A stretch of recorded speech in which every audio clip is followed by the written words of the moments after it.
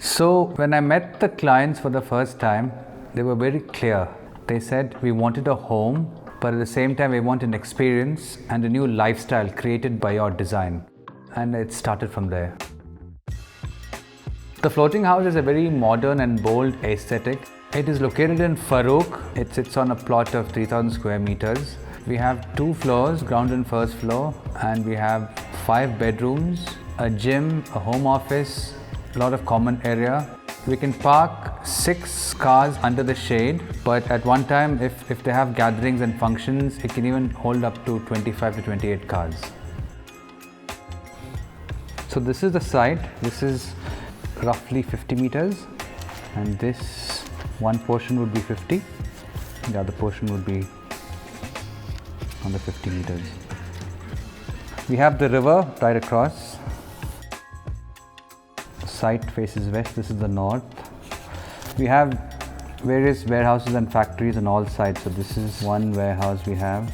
And because we have all these buildings on either side, we planted a lot of trees on that.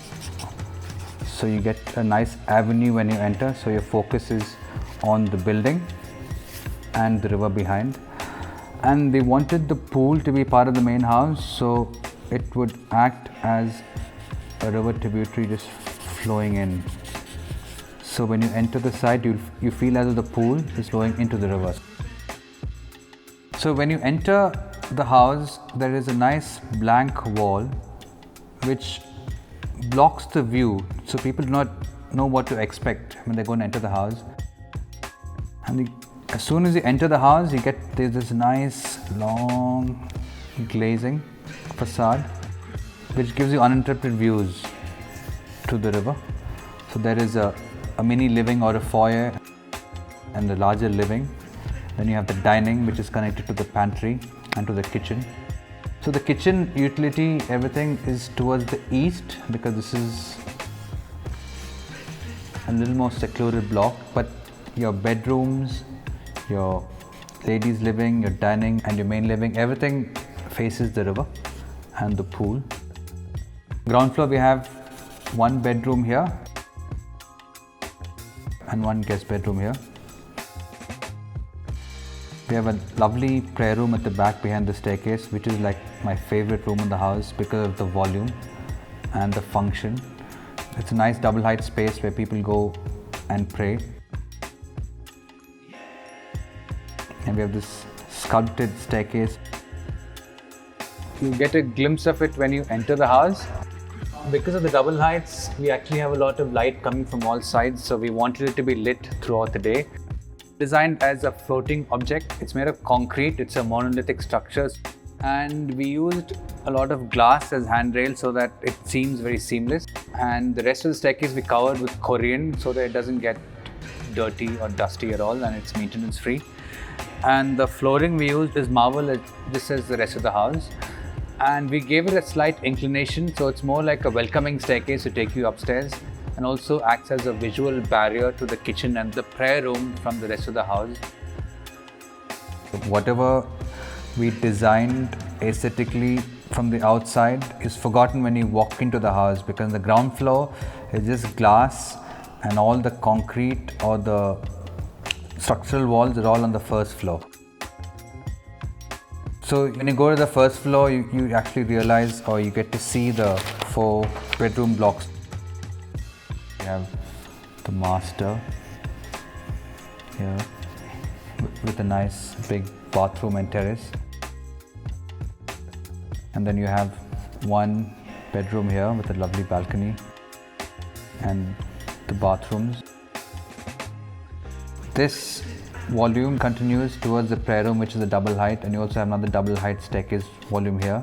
And then you have the other big block, which again houses 1 bedroom and the home theatre. So when you climb up the staircase, you get to see this funky shaped opening here, which gives you a view of the brick factories in the foreground. When we started playing with the facades, we had all these cubes coming out, and it was all very linear, rectilinear. We wanted to play around with some shape somewhere, so we came up with a curved organic form just to complement the rest of the space. We didn't want everything to be like huge blank spaces. That started the trend for the interior. Once we got that opening from the outside, we shifted that to the false ceilings, we shifted that to partition walls, we shifted that to the tables, like I said. Then we came across this nice bubbly pattern sculpture, which I think is supposed to be a bookcase or something, I really don't know, but we just thought it would act as a good partition between the spaces over here. And this corridor continues into this glass bridge, which is what you see from the outside on the first floor level, and this connects you to the home office and the gym. So this is the parking lot or the garage. There is a staircase which goes up, so in case people want to come visit the client on business purposes, they don't have to go into the main house. They take the staircase and go right up to study. Or if they have gym instructors coming in, they can all walk into the house from this staircase. So the main house is secluded from this area, which is more like the common area.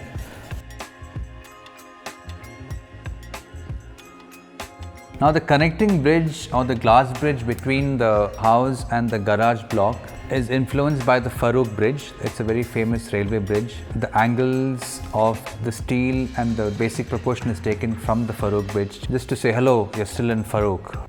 So that was the whole idea of the glass bridge.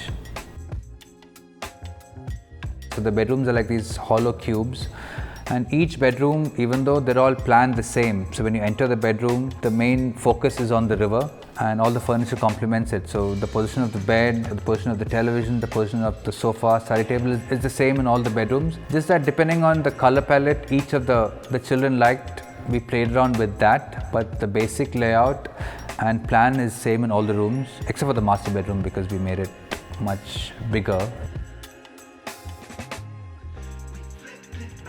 We kept it super simple, super minimal. The only design element we did was the bed frame, which actually starts on the ground and touches all the surfaces and it curves. We had an extended balcony and we used black granite just to show that it's another space. From below it appears to be one surface, but because it faces the west and there's a lot of wind and rain, if we don't give extra protection, water could come in, so we wanted to avoid that. And the balconies have all as glass railing, so you get to see the river. It kind of gives it a nice different feel to the whole space. All the rooms have a walk-in wardrobe, but the master bedroom, they particularly wanted a larger wardrobe. And we also have a mirror towards the end to give it a seamless look, so it seems much larger. We have 3 zones in the master bedroom. So we have the bedroom zone, we have a huge wardrobe and an even bigger bathroom. The master bathroom is the grand finale and we wanted it to be very special. We nearly spent a month designing it. So you can enter from the bedroom, from the dressing room, and you also have a planter balcony. And this wash basin was designed using all the angles we've used in the floating house. It also appears to be floating, just like the bed element in the master bedroom. And they also have a private Ayurvedic spa on the outside. So there's a lot of things happening in the master bathroom as well. We used plywood and Korean, which is very popular these days, to give it a nice white glossy feel. We didn't want it to be colorful, we didn't want it to stand out, we wanted it to complement the rest of the room. The client always liked white.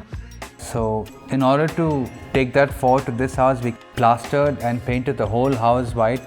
Every room was painted white. The flooring was white marble, but predominantly we wanted to keep it white so that the space feels big. The play with light and shadow looks best in white. The crispness of the lines and angles due to the shadows and the shadow play and the light coming in is always best seen in white. The windows were all floor to ceiling, so it was just glass throughout. We used mirrors in the end of corridors, in the pantry areas, and also the wardrobe when you enter, just to reflect the river into the house wherever you go. All around, when you're walking in through the house, you always think about the river, you get the reflection. So that was all what we wanted to bring into the design of the house. So the amount of energy used in this house is minimal simply because of the way we designed it in terms of light and ventilation. The roof portion is filled with solar panels. And if you look at the volume of solar panels, we've used only less than 50% of the area for solar panels. But yet this powers the whole house, including air conditioning. So he does not have to pay any electricity bill. Believe it or not, what I saw is exactly what we've created. So in my mind, all I could see was the river expanse, the brick factories across the river and the mangroves, the Farouk Bridge, the culture, and some of the colorful fishing boats which are going through. And I was like, we should capture all this. I showed them this vision and they loved it and they said, let's just do it. And we haven't changed anything in the plan or the concept.